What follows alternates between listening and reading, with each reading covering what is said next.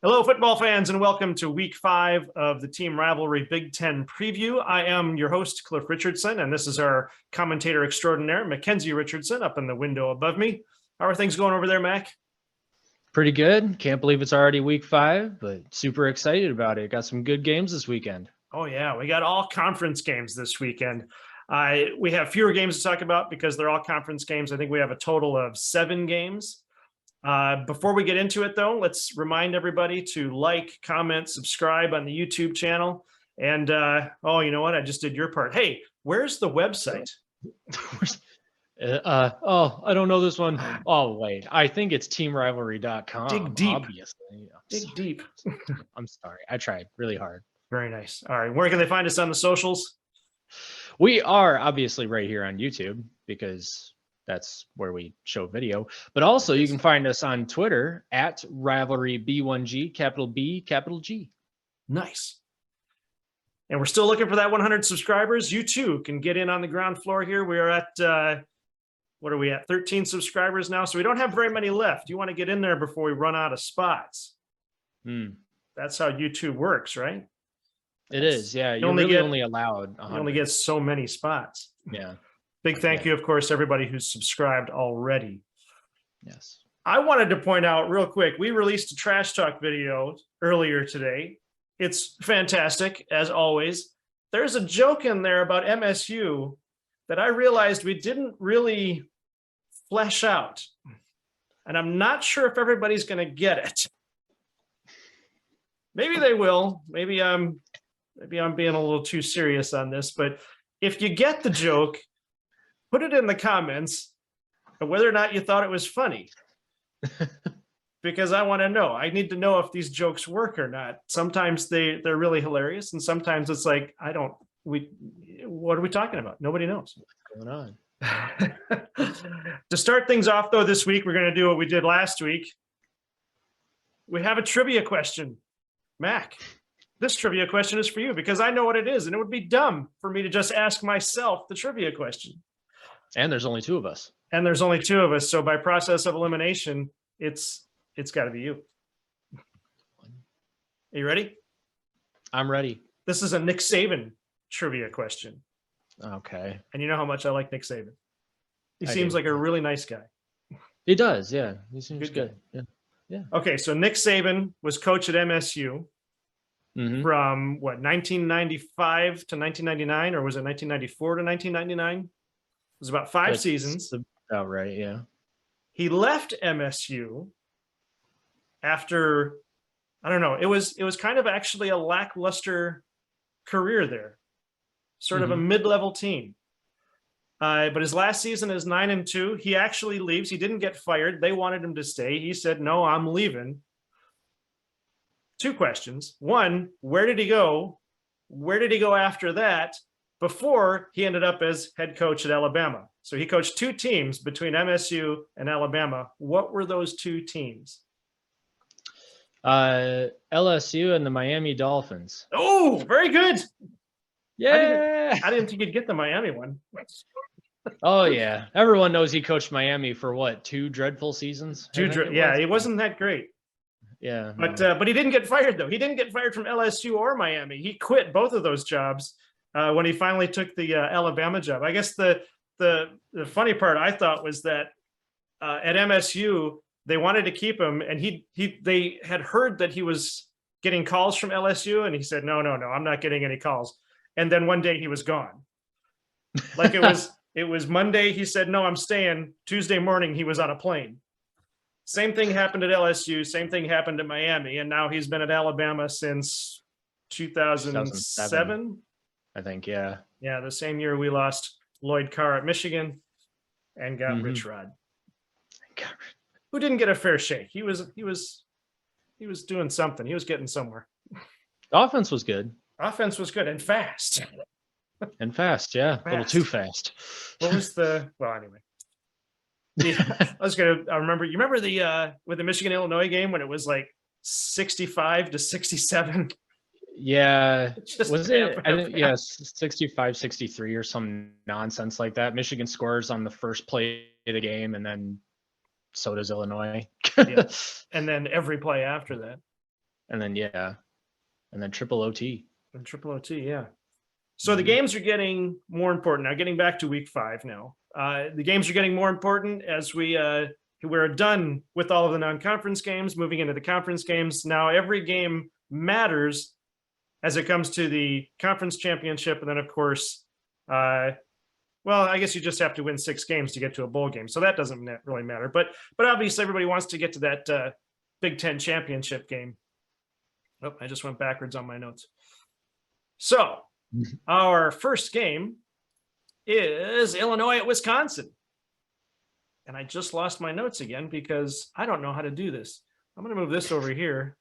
We need a producer. We need a producer, somebody who can control these PowerPoints. Yeah. If anyone in the audience is watching and you produce things, video related. Not just talking about what happens in the bathroom in the morning. No, gross. All right. Illinois, Wisconsin is our oldest rivalry for the weekend. And I'd just say rivalry in the sense of these guys have been playing for a long time. There's no trophy game here. 89th meeting, as you can see on the chart there, Wisconsin leads the series 44 to 37, I'm sorry, 7 ties. In the last 11 games, Illinois has won once. Their first game, that's the worst of it. Their first game was actually October 26th, 1895 at Camp Randall Stadium. Now, I had to look into this to make sure my data wasn't wrong. It actually was called Camp Randall Stadium in 1895. It's an old Civil War Union outpost, and they just kept the name. Cool. So it's pretty cool. It's actually been their original stadium. I think they have a season before this, like 1894, but it was essentially kind of like Michigan's first season where it was just, hey, let's see what this is. They didn't really play anybody. They just, threw the ball around. Sure. Now, this game in particular, Wisconsin is scoring more points and allowing more points than Illinois. But from what I can see, Illinois has a better game through the air. And this is that, I'm trying to give Illinois as much leeway as I can here. They have a better game through the air, according to the stats on paper. Wisconsin has a better game on the ground. We know that football theory is that you've got to get that ground game established before you can really attack through the air. At least that's generally the way it works. If Wisconsin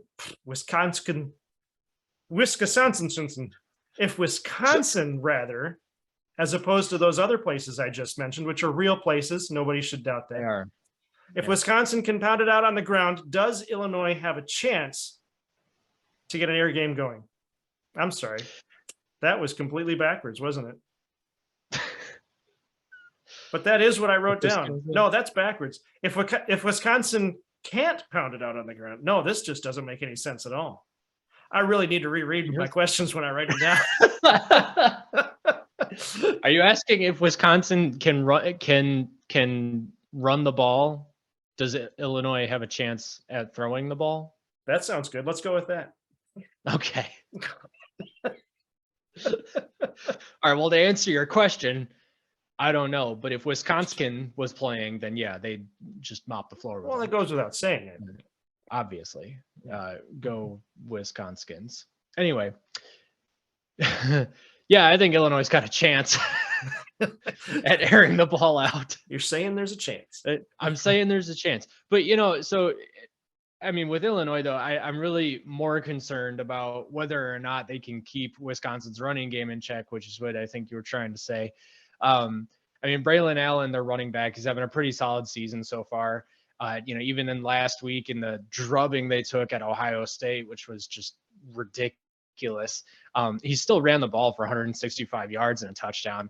And, it's interesting. Illinois actually has statistically better rushing defense than Ohio State, but obviously that's against far weaker opponents. Illinois also did lose on the road to Indiana as well. So not really expecting a lot from the Illini. That said, I mean, obviously Wisconsin looked dreadful on defense last week. They gave up north of 500 yards against the Buckeyes. 258 of those were on the ground.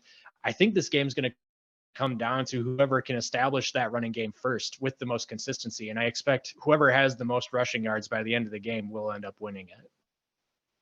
Yeah, that makes sense to me. Isn't it, or maybe it's just a specific matchup, but isn't it whoever has the most rushing yards by halftime typically wins the game?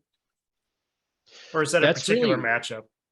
I think it's Michigan and Michigan State. Whoever's had the most rushing yards has won something like, at one point it was 7 of the last 8, but I feel like that stat's a little outdated because the last time I heard that was like 2015. Okay, yeah. Yeah. All right, so this week we also have something new. I'm using the top secret team rivalry score predictor, which has generated some interesting results. My prediction was that I think Wisconsin will walk away with this one. I don't think they're going to have a lot of trouble. So I plugged my numbers into the top secret team rivalry score predictor, and I came up with Illinois 17, Wisconsin 45. What did you get Wow. over there? Well, this is why you can't trust artificial intelligence because it's way incredibly off. I got Badgers 28-17. Oh, yeah, Mhm. that's quite a difference there. I feel like we need some sort of like celebratory timing after that, like a yay or da da da da. Some sort of bell Ding. needs to go off. Yeah, confetti. Yeah, Where's our confetti? confetti. Yeah, We didn't think about that. exactly. Hmm. Our next game, Indiana at Nebraska. I know everybody's been waiting for this one. See what Nebraska can trip over their own feet this time. This is the 22nd meeting of the two teams. Nebraska continues to fall apart, even with interim coach Joseph. But ESPN is giving Nebraska a 60% chance to win this game. And I don't think that's accurate, except for the fact that Indiana's QB Connor, and I think it's Bazelak. I think that's how it's pronounced, has more turnovers than Casey Thompson at Nebraska. And this ends up being a stat similar to the Illinois-Wisconsin game. Is, when you're talking about this many turnovers or this much of a difference between a team, you're being generous. But we're talking about two teams with so many turnovers. Nebraska might have a better running game. I'm not sure, and again, when you talk about better in this case, what are you really talking about? And I think we've essentially got a 50-50 situation. This game really could go either way, but I have a feeling Indiana's going to win this game. What do you think? Oh, okay. Ooh. Well, yeah, I mean, I'm kind of hesitant to say whether or not Nebraska even really cares at this point. Yeah. I feel like they could be playing for pride from here on out. And technically they could still make a bowl game if they felt so inclined. But man, I mean, they've taken some beatings on defense their last couple of games. And that's not to say that Indiana is all that good on offense either. But Nebraska's defense, I mean, they already made Northwestern's rather sluggish offense look like playoff contenders, frankly. Right. So, I mean, really, Nebraska should win this game, but I just don't know where their heads are at right now. I know Indiana is really bad on defense. And, really, if you think about it, if you look at Indiana's schedule, they're actually only 8 points away from being 1-3 right now. So they had a couple of close victories that really could have gone either way. So I think the winner of this one will be whoever can get the first stop of the fourth quarter on defense, which is to say this really isn't going to be all that good of a game, honestly. Right. Well, okay, so as I said, I picked Indiana to win, and I ran the numbers through the score predictor, our top secret team rivalry score predictor, and what it came up with was Indiana 24, Nebraska 35. So the score predictor does not agree with me, and our score predictor believes that Nebraska is going to win the game. What do you got over there? Huh? That's really odd that the score predictor doesn't agree with you, and I don't agree with you either. Oh boy. Nebraska 31 to, what was that? 30. Yeah, Nebraska 31-28. Yeah. Well, just a little different from mine. Not too bad. Well, that score you held up was the score predictor though, right? Well, yeah. Yeah, that's using my top secret calculations. Your top secret calculation. And I'm not going to explain where it comes from. All right. Our third game, Michigan State at Maryland. this game actually, okay, so I'm trying to, I should have looked this up before we got started here as far as who has played a team that somebody else has played so far. I'm not sure who it is, but anyway, I'm going to think of it as soon as we're done recording this. But this game is interesting to me because now we're going to have Michigan beat Maryland last week, barely. So now we can see where Michigan State stacks up against the same opponent. This is only the 13th meeting between these two teams. As I said, Maryland lost to Michigan last weekend, but Michigan State lost to Minnesota. And that's putting it generously again. They got beat to death. I was actually, like we were talking about before, I was actually expecting Michigan State to come back with a vengeance, because that seems to be what they do when they get hit hard like that in a game. They'll come back in the next game and just tear things up. But maybe they're saving that for Michigan. If we're talking purely momentum here, I think Maryland has it because they took the number 4 team, Michigan, to a 1-score game and actually controlled the score, or had the lead for for most of the first half and then the third quarter. Mm-hmm. Michigan didn't get the lead back until the fourth quarter, or they had the lead at the beginning and then they got the lead back in the fourth quarter. Michigan State got humiliated last week, and we don't want to understate Minnesota here either. Minnesota is a good team. They're finally ranked this week, which I personally think they should have been ranked earlier. But Maryland, I think the difference here is that Maryland is building on a foundation where Michigan State is trying to find their footing. I think what happens here is that Maryland comes away with the win, and Michigan State spends another week trying to figure out what's gone wrong. What do you think?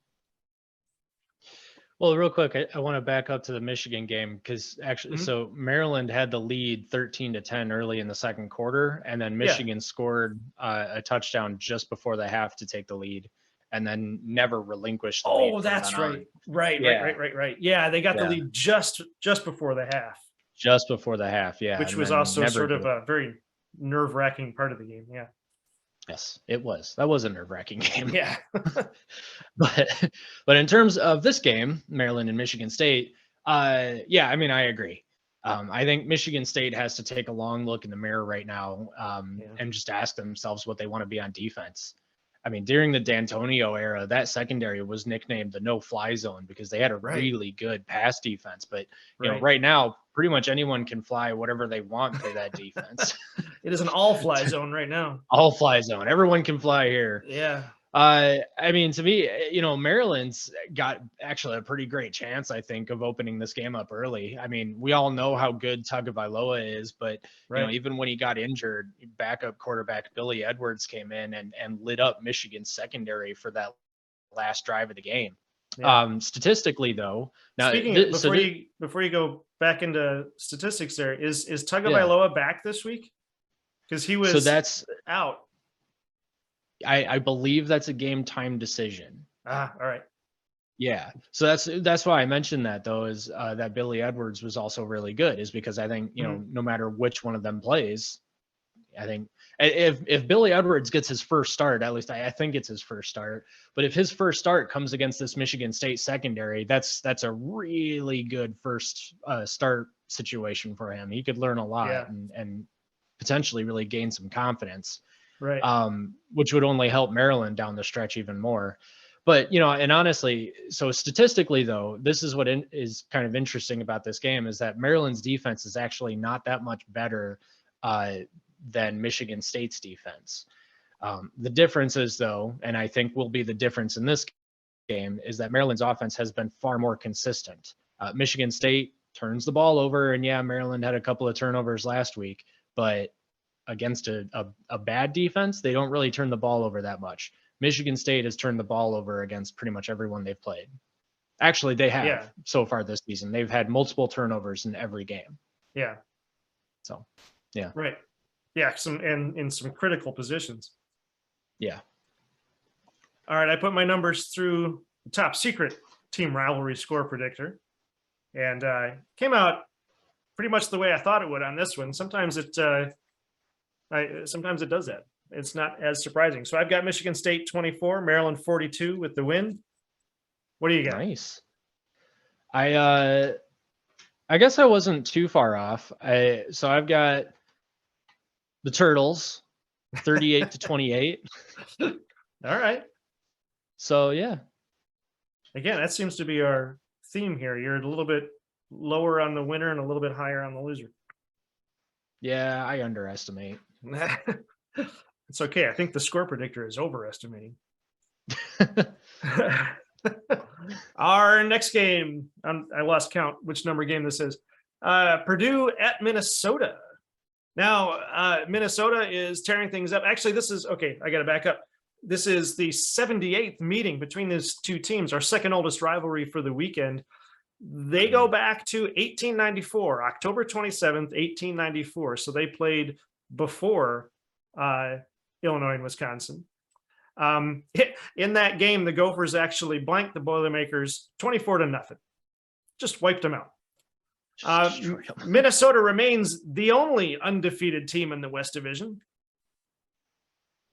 That was kind of a funny way to say that. They're as if you could actually become undefeated after you've lost a game. Remains the only. Although they remain the undefeated team because they haven't lost a game. They are 4-0 now. At any rate, they're the only undefeated team in the West. And as we said, they're finally in the rankings. They're number 21 now. Minnesota is just on an absolute rampage. PJ Fleck is tearing things up over there. Their offense is putting up huge points. Their defense is virtually letting nothing through. They've allowed on average 6 points per game, which is better than Michigan at this point, and better than Ohio State. One of their games is a shutout. They're finally ranked. They whoops. Just flipped the screen there. They're not in the top 5. Okay, this is the fun part. They're not in the top 5. So that gives them a safety margin over Purdue because Purdue seems to only upset teams in the top 5. Mm-hmm. Don't ask me why. Outside of Adrian O'Connell's 1,000 passing yards, which I was shocked to find out that he's got 1,000 passing yards. I don't think Purdue is going to put a game together that's going to stop the Gophers' onslaught this season. But then Purdue did keep Penn State to a 4-point game in week 1. Penn State wasn't ranked at the time, but they're ranked number 11 now. So that's significant. How significant it'll be against the Gophers, I don't know. Purdue has been known to perform magic on the field. We look back at that 2018 OSU game where it was a definitive and decisive win over the Buckeyes that just nobody expected. Yeah. But Minnesota is basically imposing their will on everybody so far. And this game is at Minnesota. I think Purdue will put up more of a fight than Michigan State did last week, but ultimately I think Minnesota has this game in the bag by the third quarter, if not sooner. What do you think? Yeah, I mean, I think that's probably a fair assessment. I know Aiden O'Connell was actually questionable for this game at Minnesota. So I think the fact that it's come to that means that they really don't want to play him, unless they feel like they have to. My guess is he'll probably get the start, but he won't be 100%. And that could end up putting Purdue in a bad situation early. But I mean, let's be honest, Minnesota has all of the momentum on their side right now. Yeah. They're actually getting some traction in the playoff conversation, which is super interesting. Yeah. They're the only undefeated team in their division. And last week's trashing of Michigan State was just not something I think many people were expecting, frankly, from both teams. Right. So Minnesota right now is clearly the stronger team between these two. And certainly that's the case on defense, where they're only allowing 126 yards passing and 62 yards rushing, which is just a crazy stat line. So yeah, I definitely like the Gophers at home. Yeah. And that's what I've got too. So putting the numbers through the team rivalry top secret score predictor, this one is I think it's overreaching. Just going to say that right now. but I plugged in the numbers and this is what I got. So this is what I got to go with. I've got Purdue 17, Minnesota 66. Oh, Just an absolute beatdown from the Gophers. wow. What do you got over there? All right. Well, I got to believe that Purdue is going to hold on to the ball for longer than 30 seconds. So I don't know that that Minnesota is going to get a chance to put up 66, but geez. Anyway, I'll take the Gophers 45-14, eh? All right. I like it. I like it. Okay. Well, there you go. Uh-oh. What did I just click? Oh, this is another fun Zoom thing. I just clicked something. Well, we're down to 10 minutes. Here we go. Okay. Our next game is Northwestern at Penn State. And I didn't flip my notes over here, but this is also a young rivalry with only the 20th meeting here. Northwestern is maybe not struggling as bad as some other teams in the Big Ten, but they are struggling. They're 1-3. Penn State is undefeated. They've moved up to number 11 this week. Penn State struggled against Purdue. Well, maybe not struggled, but as we said, that was a 4-point game, but they've dominated ever since. The kicker here, I think, is that next week they play Michigan. And it's quite possible that the only hope Northwestern has right now is that Penn State is going to overlook Northwestern because they're concentrating on the Michigan game. So if Northwestern can take advantage of that, they might have a chance to do something. The Wildcats are behind the Nittany Lions in all of the major categories. The points scored, points allowed, yards gained, yards allowed. What does Northwestern have to do to get Penn State's attention in this game? Or possibly to continue to distract them? Yeah, I mean, they're going to need to play, the game of their lives on offense to have any shot at beating Penn State. We did see Penn State struggle for a few minutes against Central Michigan, but Central's got a much better offense than Northwestern right now. They possessed the ball for about a minute less than Penn State did, and that's just huge. That's why Penn State wasn't able to run away with that game early. They just simply didn't have the ball. So if Northwestern can find a way to possess the ball and limit the 3 and outs, maybe they have a chance. But I just think that they're way too inconsistent, and ball security at this point is a huge issue. They turned the ball over twice against Miami of Ohio, and Penn State got 4 turnovers against Central. So really, it's just not a great matchup for Northwestern. Mm-hmm. Putting the numbers through the top secret team rivalry score predictor. Again, I think we're overreaching here, but as I said, the numbers go in, the numbers come out. We have Northwestern 3, Penn State 60. Another absolute beatdown for the weekend. What do you got? I'm just putting that here. 45-10. All right. Moving on. Good enough. Moving up to our favorite team here, Michigan, number 4 at Iowa, which is unranked, who are unranked. This is the 63rd meeting between Michigan and Iowa, which I was kind of surprised at. I thought they'd gotten together more than that. Michigan leads the series 4-3-15 with 4 ties. So you're basically looking at, what is that, 3-1 almost. Their first game was November 10th, 1900 at Regents Field, which was Michigan's first field that eventually got renamed to Ferry Field, and then they moved to the Big House, and then Ferry Field became the practice stadium. The Hawkeyes actually won that game 28-5. The stat that everybody's looking at right now is that Jim Harbaugh has never beaten Iowa at Kinnick Stadium, either as a coach or a player. Here's some trivia for you.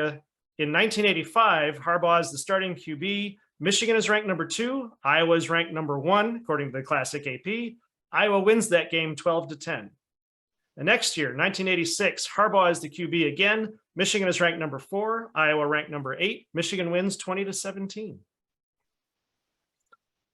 Iowa has always been a tough opponent for Michigan. Regardless of that series stat, Iowa is a tough team. And if you look at the Kirk Ferentz era, starting in 1999, the rivalry actually stands at 7-7. The last time they met was at the Big Ten championship game. Michigan clipped their wings 42-3. This season, we're looking at a 4-0 Michigan, a 3-1 Iowa. Michigan has dominated except for Maryland. Iowa has struggled early on, but their last two games have been decisive, if not dominating. Looking at the stats, Michigan dominates in points per game, yards gained, and yards allowed, but Iowa's defense has allowed fewer points. This game, I think, is essentially an understated major event. It's almost a trap game.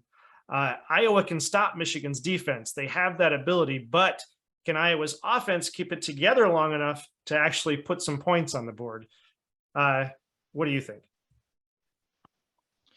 Yeah, I think this game's going to be really interesting for a couple of reasons. And I know we're running a little low on time, so I'll try and keep it short. First, I'm just interested to see what Michigan's going to do against this defense, because I think it's the best defense in the Big Ten right now. So if they can move the ball against Iowa, then they'll be able to move the ball against anyone. But they've got to play really clean, fundamentally sound football.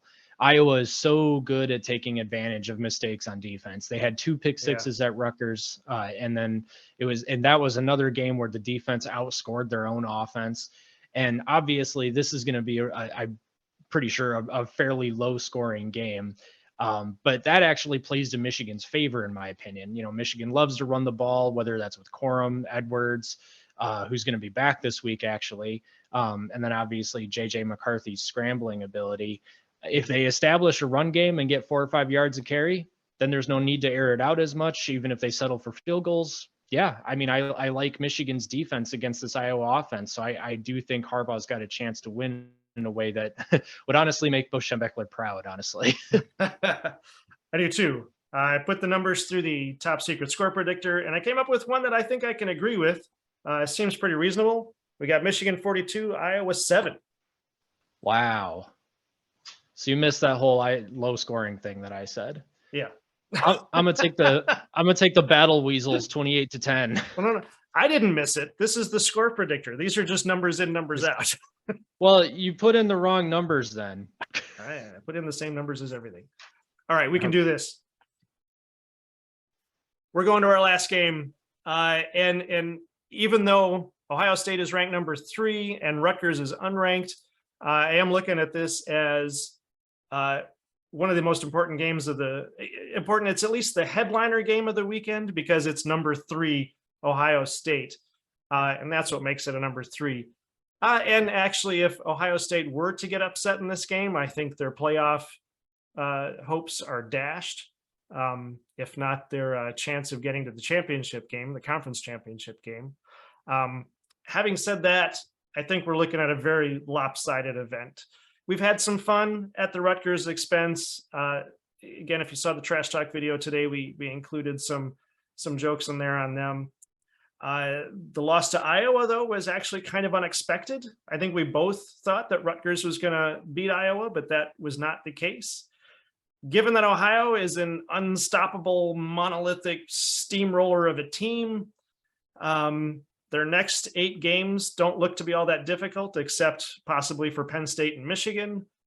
I feel like Rutgers should just throw everything they've got at Ohio State. I think they should throw all the trick plays. They should go for it on every 4th down. They should go for every 2-point conversion, which they're probably not going to have an attempt to do or an opportunity to do, but I think they should do that.